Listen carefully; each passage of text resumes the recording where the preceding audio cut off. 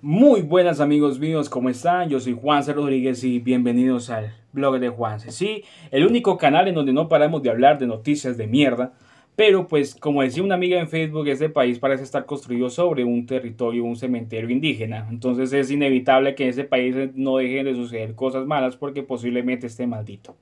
Entonces, pues vamos a hablar del tema que nos compete el día de hoy, del 28 de abril, pero no sin antes entrar en el contexto de por qué vamos a salir a marchar este 28. La razón principal, y para entrar en contexto, vamos a irnos un poquito al pasado, ¿cierto? Vamos a entrar al año pasado, la reforma tributaria pasada del gobierno de Iván Duque, ¿no? Pues que obviamente este gobierno se ha destacado por ser improvisado, ¿cierto?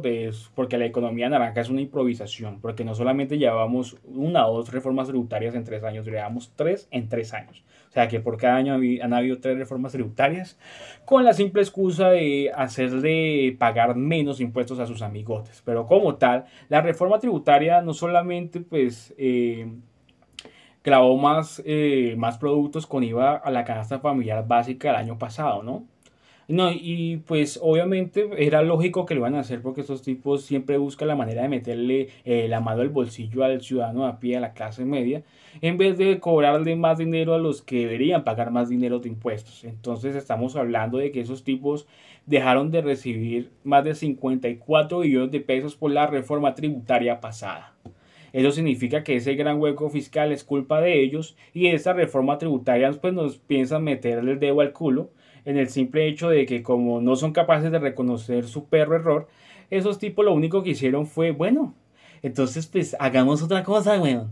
Vamos a coger y vamos a meterle a caberle más productos con IVA a esos tipos, weón. Porque pues a esos tipos pues sobreviven con poquito, yo creo que le podemos sacar más.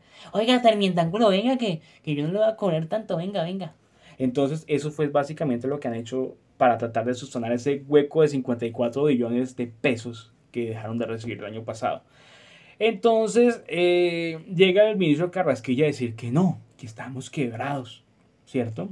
Hace poquito dijo que estábamos quebrados y dijo que al país solamente le quedaba cartera para 6 7 semanas. Entonces uno se da cuenta que estos hijueputas se la han pasado derrochando, porque si uno hace la cuenta como tal, hace poquito nada más el ministro de Defensa Molano, pues lo que hizo fue pagarle casi 900 millones de pesos a una firma que trabajó con él durante, cuando él era pues representante del bienestar familiar, ¿no? Entonces, pues a uno ahí se da cuenta de que empieza la derrochería. Por ejemplo, otro ejemplo de derroche fue cuando trataron de, en este momento, cuando están renovando el uniforme de policía, ¿cierto? Ustedes saben la millonada que va a costar eso. Otro ejemplo de derroche fue cuando compraron tanquetas por más de 9.000 millones de pesos, ¿no?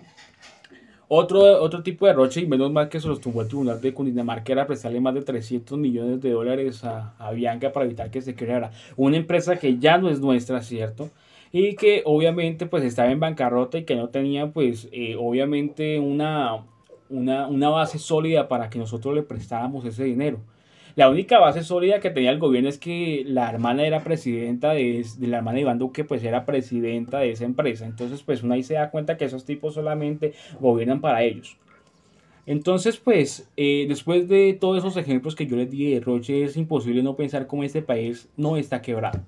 Y la cuestión como tal es que si nos damos cuenta, pues dejaron de recibir 54 billones de pesos. El Estado dejó de recibir esa plata y tenemos ese enorme hueco fiscal por el que el día de hoy estamos como estamos.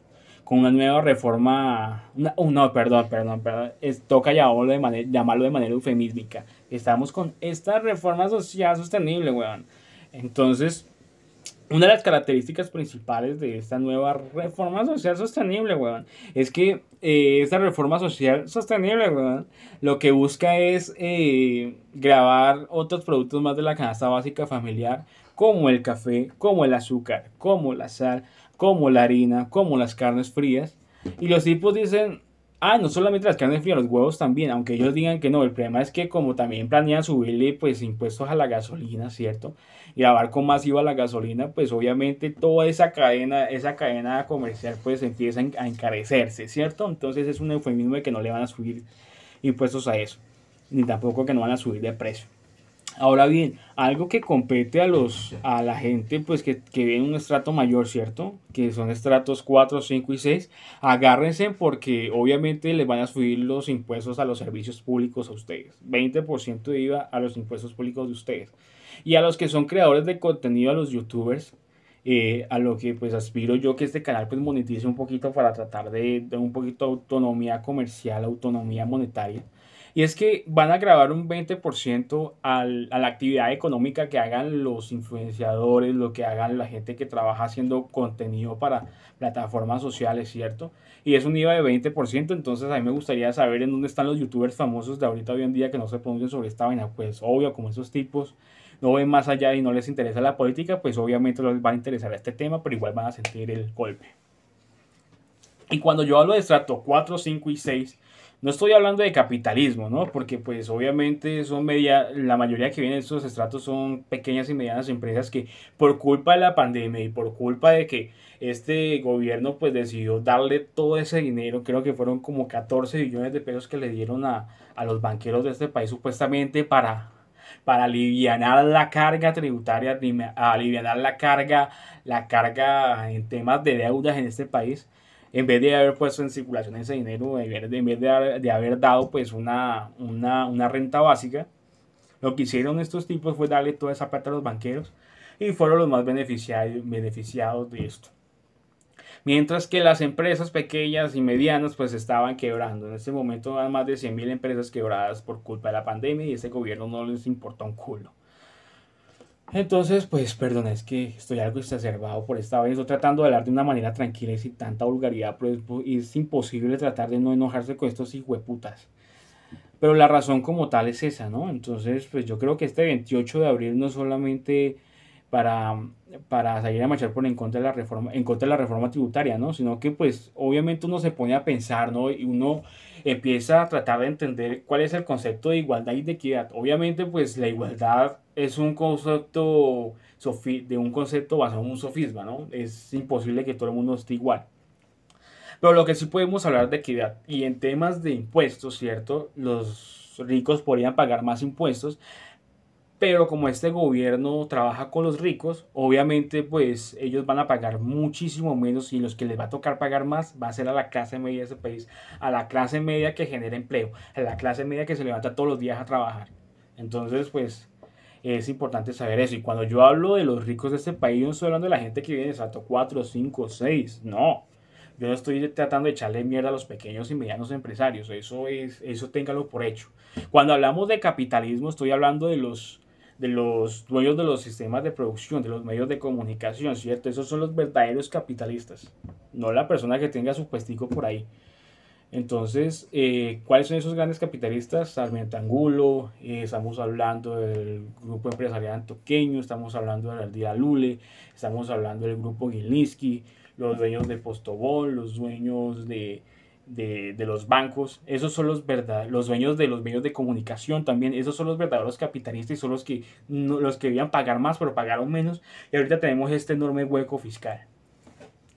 Entonces, pues, este 28 de abril yo los quiero invitar a ustedes para que salgamos a marchar, ¿cierto? Para que salgamos todo el mundo a unirnos, que dejemos las divisiones y empecemos a hacer una agenda programática para sacar a estos parásitos del poder.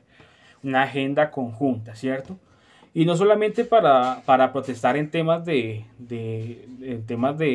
reforma tributaria, ¿no? Sino que también protestar en temas de derechos humanos, en temas laborales, en temas empresariales, para salir a protestar, porque la gente a veces mira y dice, uff, menos mal de lo que me salvé, no vamos a hacer como Venezuela. El problema como tal es que no hemos entendido que tener pues los anaqueles llenos no significa estar bien. Es que hay temas muchísimo distintos para tratar de entender lo que es el concepto de bienestar. Y pues nada, esta es una invitación pues a todos a que salgamos a marchar este 28. Yo voy a estar en Cali, entonces pues vamos a salir a marchar todos en contra del atraco tributario. Hasta luego, amigos.